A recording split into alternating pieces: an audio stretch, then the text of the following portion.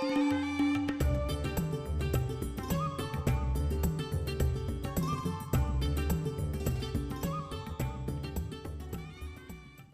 students, I am Dr. Aruna Mohan from Delhi University, and today I begin my discussion with digestion and absorption, in other words digestive system. You all are aware of the fact that we eat food and food goes to alimentary canal. That means if we want to study digestive system, we must study the alimentary canal first, in terms of parts, in terms of functions, in terms of secretions.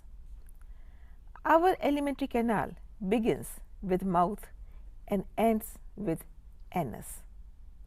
If you see carefully, anatomically it is almost outside the body, because it is exposed on both the sides. It is passing through our abdomen, but it is almost outside. In fact, the alimentary canal is connected to each and every part of our body through blood vascular system. Again, beginning with mouth, which is the first part of our alimentary canal, or GIT, or gastrointestinal tract. In mouth you have teeth, you have tongue, you have salivary glands. Teeth are 4 types: incisors, canine, premolars and molars. And you have a tongue which rolls food between the teeth, and also on the tongue you have many papillae, and some of them are bearing the taste buds. That is why when you eat anything, you are able to appreciate the taste. It is sweet, or it is bitter, or it is sour. You are able to identify, because you have different areas on your tongue which will tell you what taste it is. So, they are taste receptors. Salivary glands secrete saliva, which contains enzyme salivary amylase and helps in digestion. So, children, let us appreciate the fact that digestion of food begins right in the mouth, and that is why it is advised that masticate your food for long time in the mouth. So, digestion will eventually begin in mouth itself, and hence you will put less pressure on your stomach and intestine for digestion. You can see in the diagram that mouth leads to a pipe like structure called esophagus. Esophagus is followed by stomach, which is a big pouch. It has different areas: cardiac stomach, pyloric stomach, fundic stomach, and stomach continues as small intestine. The initial part of small intestine is not very coiled, and hence rather it is U-shaped, and hence it is called duodenum, and after duodenum a straight part is called jejunum, and after jejunum begins a coiled, very coiled and very long ileum or small intestine. Small intestine will be followed by large intestine, and you can again see in the diagram, it is also known as colon. You have ascending colon, you have descending colon, and you have a transverse colon, and colon will continue as rectum, and rectum will open to the anus. The point where ileum or small intestine joins large intestine or colon, that point is called cecum, and cecum is the place where we harbor bacteria which are useful for us. At the same point comes out appendix, which is vestigial organ for us, but it has evolutionary significance. Our ancestors and those animals from whom we evolved had it quite developed. We do not need it, hence it is not developed, but its mere presence indicates the evolutionary significance.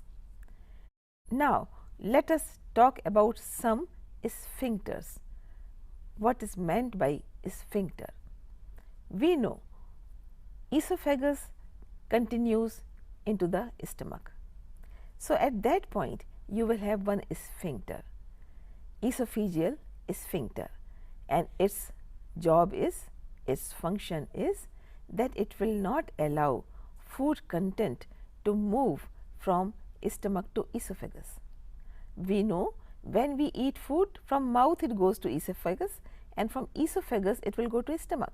It should not come back to esophagus, and that is the work this sphincter will do, because it opens to one side and not to the reverse side, and hence backward flow is stopped by this sphincter. Similarly, between stomach and the duodenum we have a sphincter. We call it pyloric sphincter, because that part of stomach is called pyloric stomach, and now this will not allow food to revert back to stomach from duodenum, because as a rule food should move from stomach to duodenum, not other way. So, other way should not move, for that we have the sphincter. The most important sphincter we have between small intestine and large intestine at the level of cecum. It will not allow movement of food from colon to intestine. Food should move only from small intestine or ileum to colon. Now, imagine if you are vomiting for some reason, then whatever contents are coming out through your mouth belong to either stomach or duodenum or ileum, not after that. Because of this sphincter between ileum and colon, the material in the rectum will not come through alimentary canal and then come out through your mouth in the vomiting. Otherwise, the whole thing will come through mouth, and how bad it will look and how bad it will sound. So, after digestion which reaches rectum cannot revert back to ileum or the other parts of the alimentary canal. So, role of sphincter in our alimentary canal is very, very important, and the muscles of all parts of alimentary canal are especially designed to have peristalsis. Peristalsis is the pace, a particular speed through which food moves from one part to the other part of alimentary canal. Again, it has significance. Once you eat food, it gradually goes down and is collected in the stomach. It should not immediately move forward, otherwise digestion will not take place.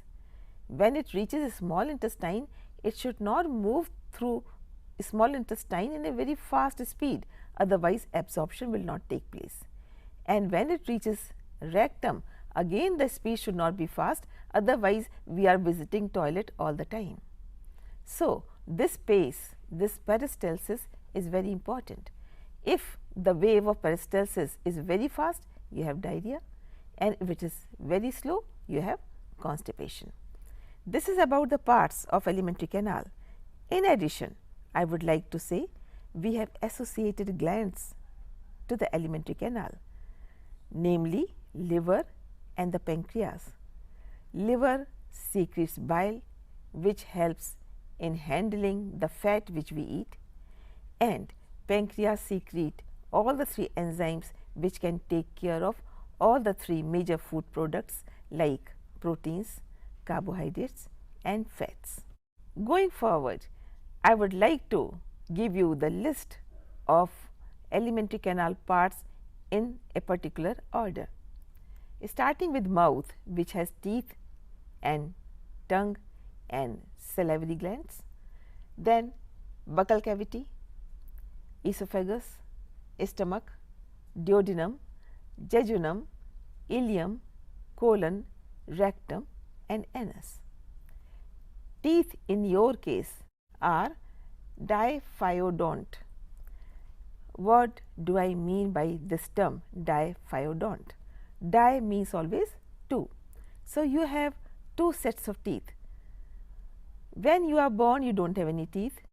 Gradually, teeth develop and they are called milk tooth, and they remain till certain age, 10 or 11, and then they start dropping one by one, and the new teeth will take the place and the space, and these are now permanent teeth. So, because we have two sets of teeth, we call it diphyodont arrangement, and we all know that how important teeth are for us. We can cut food, we can tear it, we can masticate it, we can grind it, and this all happens because we have 4 different kinds of teeth in the mouth. If 1 or 2 teeth are not there, then you can imagine the difficulty in eating and tasting the food, and that is why I suggest all the children should take extra care of health of their teeth. Stomach, which is very important organ, its secretion part, its functional part we will discuss little later. Now, I am discussing the structural part. It has 3 clear parts: cardiac stomach, pyloric stomach, and between the two, fundic stomach. So, it is very clear that esophagus is ending on cardiac stomach, and there we have esophageal sphincter, and pyloric sphincter is continued as duodenum. It is present between pyloric part of stomach and duodenum. So, pyloric stomach is the part which will continue as duodenum. Duodenum is U-shaped part area in the alimentary canal, which is important for the simple reason that it allows the duct of pancreas and duct of liver called hepatic duct to end on it. Through this, the secretions will enter inside the alimentary canal. Stomach also has very thick walls because churning takes place here, and because of churning the food becomes very fine particle. We always ask you that masticate your food for a long time in your mouth, so your stomach has to work less. If you do not put your food for a long time in the mouth and you go on swallowing it without masticating much, then your stomach has to work more to make it fine. Unless it is fine in shape, it can't be acted upon by the enzymes. Coming to small intestine, which is a very long one, coiled one, and highly folded. Stomach is little folded, but intestine is highly folded. These are called villi, and the purpose is to increase the surface area, which is very important for the purpose of absorption, because absorption will take place through these villi in the small intestine. That is why these villi are supplied by blood vessels and lacteals. Blood vessels have blood and lacteals have lymph. The food we eat is converted to glucose, proteins converted to amino acids. These two will be absorbed by blood, whereas fat molecules are very big in size, cannot be absorbed by blood capillaries. They will be absorbed by lacteals, lymph vessels, and lymph vessels will finally pass it on to blood vessels. Also, I would like to tell you that there are many glands in the small intestine which secrete digestive juices. Details of it we are going to study in next episode, but for you this is enough to know for the time being that unless those digestive juices are there, the final digestion cannot take place. So, small intestine is the place for digestion and also absorption. So, children, you have understood about buccal cavity, that is mouth, teeth, salivary gland, tongue, esophagus, stomach, and small intestine. Thank you.